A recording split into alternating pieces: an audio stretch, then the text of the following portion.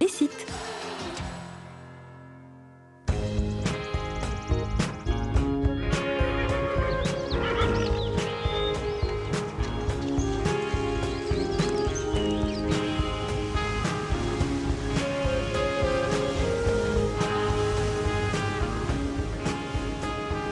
Nous sommes en Normandie, vous allez rencontrer Julie, elle a 33 ans, pas mariée, pas d'enfant, elle élève des chevaux et en général, les éleveuses de chevaux ont leur petit caractère.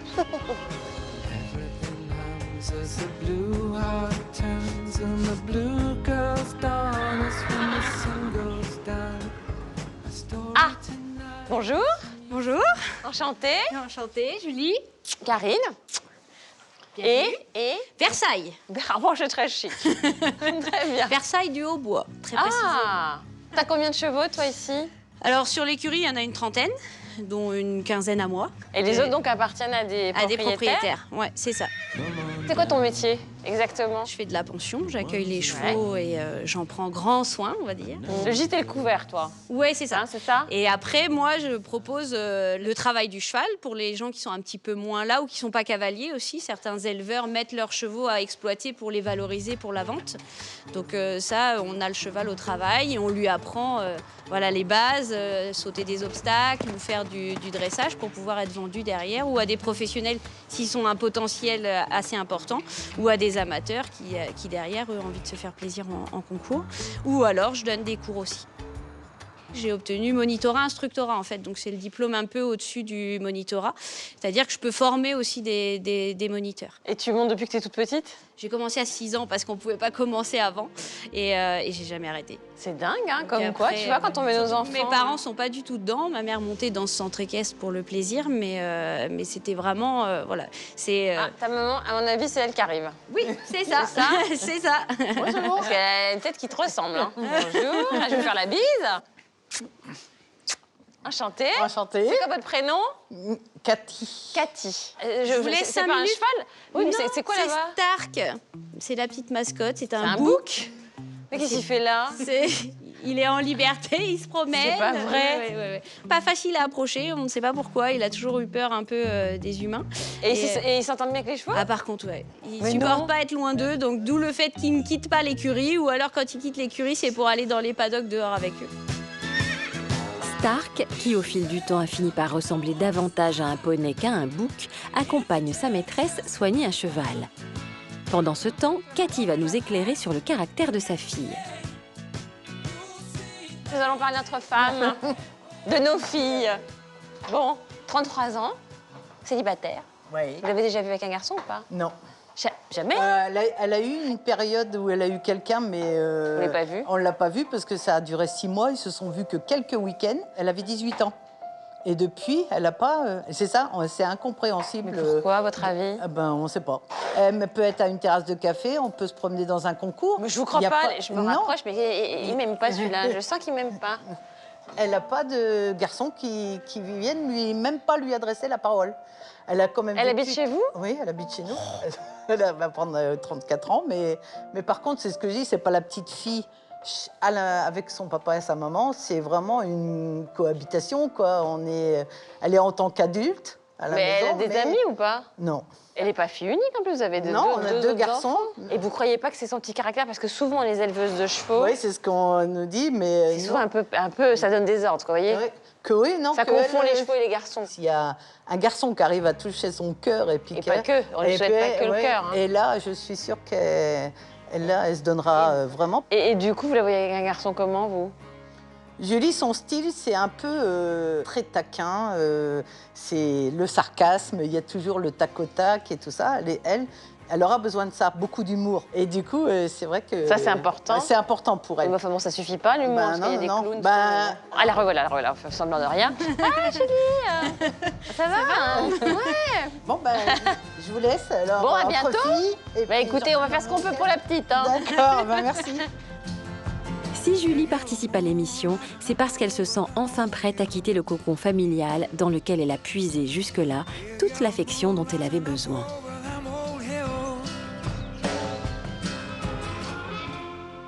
Alors ici, on n'est pas chez toi. Non, on est où? On est à l'écurie. Donc là, on est dans la partie clubhouse, donc qui sert d'accueil. Ah ouais, avec une vue sur les chevaux. Voilà, qui permet aux parents, par exemple, d'être au chaud pendant que les enfants Ah, c'est top! sont à cheval. Donc c'est pour ça aussi que j'ai laissé le manège un peu ouvert. Ça donne aussi vue sur la carrière. Donc voilà, c'est sympa. Toi, t'habites où, toi?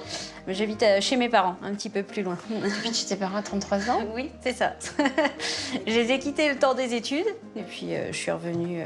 Voilà. Après... T'as pas eu envie de prendre un appart? Non, j'aime pas vivre toute seule en fait. Donc, comme je m'entends très très bien avec eux, j'ai pas eu ce besoin-là d'être toute seule. J'ai rencontré le papa, très sympa. La maman, vous l'avez vu, très sympathique. J'ai plus l'impression qu'ils font genre ah bah ce serait bien que Julie s'en aille plutôt que ah, Julie reste à la maison. C'est un peu Tanguy, la Tanguette de la saison 12. C'est ça. C'est vrai? C'est un peu ça. Qu'est-ce que t'aimes partager avec ta famille que tu voudrais partager avec un homme? C'est un peu le quotidien, c'est vraiment des moments d'affection aussi, que là pour le coup j'ai pas avec ma famille, on est très proches, on s'aime tous les uns les autres, que ce soit avec mes parents comme avec mes frères, mais on est très proches dans la famille, mais voilà, il manque quelque chose forcément, il manque cette affection-là. Tu crois au destin, tu crois aux signes? Ouais, beaucoup, ouais. J'ai une vision assez spirituelle de la vie, assez karmique. Voilà, j'ai vraiment le sentiment que les choses sont jamais faites au hasard.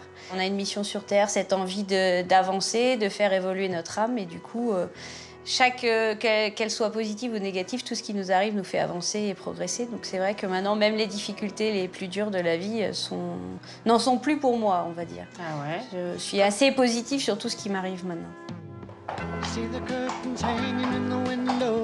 T'es sensible à l'énergie des gens? Oui, assez, ouais. Tu arrives à les sentir? Ouais, ça a toujours été. Et moi, je m'en suis surtout rendu compte auprès des chevaux, où j'étais vraiment je suis capable de les comprendre plus facilement que d'autres. Et je capte la tristesse. Voilà, on partage vraiment les mêmes énergies. Mais oui, je vais facilement détecter quelqu'un qui est dans la tristesse, quelqu'un... Est-ce que le jour du speed dating, quand tu vas voir arriver les garçons, tu sentiras tout de suite comment ils sont? Pas forcément, c'est plus dans la discussion. Après, je suis quelqu'un qui agit beaucoup au feeling. Donc du coup, forcément, je vais pas, c'est pas des choses que je vais prévoir. Je suis vraiment très spontanée. Mais je serai pas repoussée par quelqu'un qui a des problèmes, des problèmes dans sa vie, etc. Au contraire, j'ai toujours cette envie. Moi, je suis quelqu'un assez altruiste, donc toujours cette envie d'aider les autres. De toute façon, je pense que c'est bien qu'on aborde ça, parce que tu pourrais pas être avec quelqu'un qui est complètement réticent à ça. Non, je pense que ça peut tout de suite faire peur. Après, c'est quelque chose que j'assume très bien. Voilà, moi, finalement, c'est plus facile aujourd'hui de vivre avec moi, qui suis un peu plus spirituelle et qui ai cette vision de la vie-là, que celle que j'étais avant, qui était un petit peu plus stressée, un peu plus angoissée des événements. Et aujourd'hui, je pense que j'arrive au bout de ce travail-là pour être quelqu'un d'un peu plus posé. Et on arrive. Exactement. Et t'as pas peur, parce que t'as pas une grande expérience du couple, de la vie intime et tout ça, ça te fait peur ou pas? À moi, non, personnellement. Après, que ça leur fasse peur à eux, ça serait possible, mais... Tout s'apprend, c'est comme le vélo. Ouais, hein. non, exactement. Et puis t'as bien vu refaire les chevaux. Bah voilà. Je les ai vus faire, ouais. Alors, c'est pas exactement la même taille chez les garçons. C'est vrai? Non, ne sois pas déçue. Enfin, je ne te le souhaite pas. Mais bon, t'es quand même le genre à t'enflammer, quoi. Par contre, un petit potentiel. Ah oui, tout à fait. J'adore aimer, j'adore être amoureuse, j'adore... voilà, c'est... Tu te sens vivante? Exactement. C'est un besoin chez moi, donc c'est vrai que je m'enflamme vite. Tu vas être une glu, quoi. Oui, je pense. Par contre, je suis assez... faut être réaliste quand même. Oui, je pense que je suis assez pot de colle, assez tactile. Donc, dire je t'aime. Oui. Mais c'est bien. Il me faut pas très longtemps pour dire je t'aime. Je pense que... Enfin, moi, après, je vois l'amour comme quelque chose qui peut naître très facilement. C'est incandescent.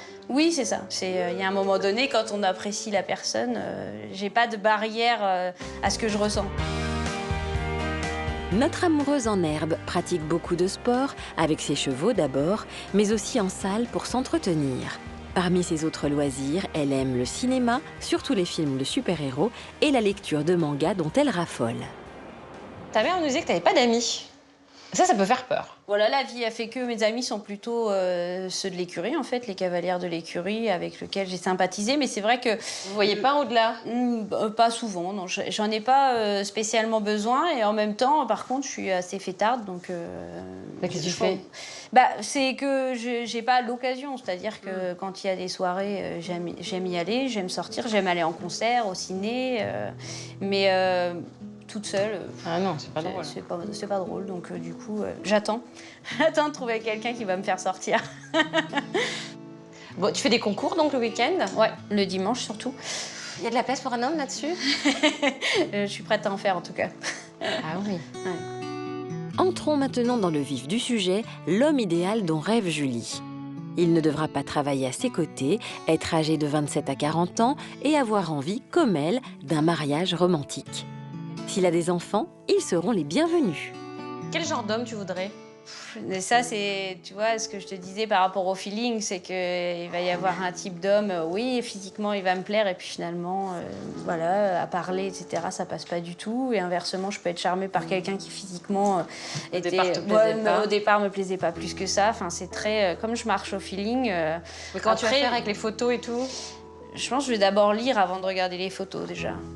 Pour pas être influencée, justement, par le physique.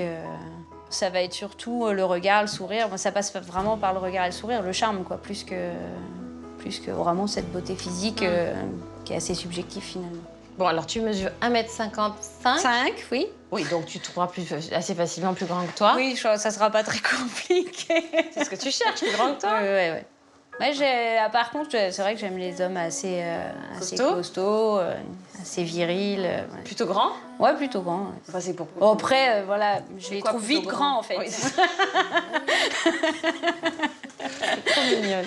Donc, voilà. Tu cherches pas un ouvrier? Non. Sûr? Oui. Sûr? Ouais.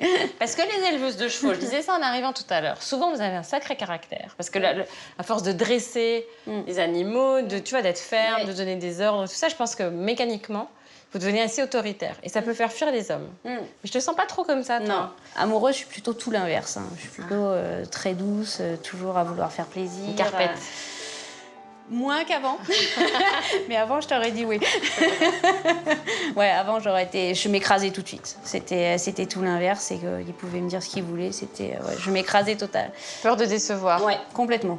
Ah non, vraiment, faut pas faire ça. non, mais c'est plus le cas. Mais c'est pour ça que je pense que j'ai ce juste milieu-là maintenant. Qu'est-ce que tu attends d'un homme? C'est être aimé. Parce que finalement, j'ai pas beaucoup connu ça. Et avoir l'impression d'être importante dans les yeux d'un homme, je pense que ça ferait du bien, ouais. Tu peux me faire pleurer. J'ai pas besoin de 50 000 choses, mais d'avoir... quand on est capable de lire dans le regard d'un autre qu'on est important, je pense que ça peut faire du bien. Ouais. T'as plus le sentiment d'avoir aimé plus que d'avoir été aimé? Oui. Je suis capable d'aimer très longtemps sans qu'il se passe rien, c'est-à-dire d'être dans l'espoir, d'être... Sans te manifester? Ah oui, sans me manifester ou voilà, discrètement. Mais même si la personne en face fait comprendre par son comportement qu'elle veut pas, d'être dans l'espoir et d'être capable de perdre du temps, on va C'est dire. déjà arrivé? Oui. T'as déjà attendu quelqu'un pour rien? Ouais. Combien de temps? 7 ans. Non, je te crois pas. Le dernier, ouais. Non. Enfin, je dis que j'ai besoin d'aimer, c'est vraiment ça. Bon, alors moi, je vais faire ma tête à caca, parce qu'on voit bien que Julie, elle est fragile, qu'elle est prête à aimer, mais que c'est une âme pure. Donc, les salopards qui veulent jouer ou passer à la télé, vous restez chez vous. Hein, il y a plein d'émissions avec des tarés. Mais nous, c'est du sérieux. C'est la saison 12. Julie, elle est là, prête à aimer, à être aimée sincèrement. Donc, vous aurez à faire la tête à caca, sinon. Voilà. Voilà. C'est gentil. Voilà. Il y en a qui sèchent dans ma cave encore. Si la sincérité, la simplicité et tout l'amour que Julie souhaite offrir vous ont ému, envoyez vos courriers à L'amour est dans le pré, TSA 21 234 75 070 Paris CEDEX 02. Vous avez la possibilité d'envoyer un mail sur le site internet sisplay.fr, rubrique les sites. N'oubliez I just haven't met you yet.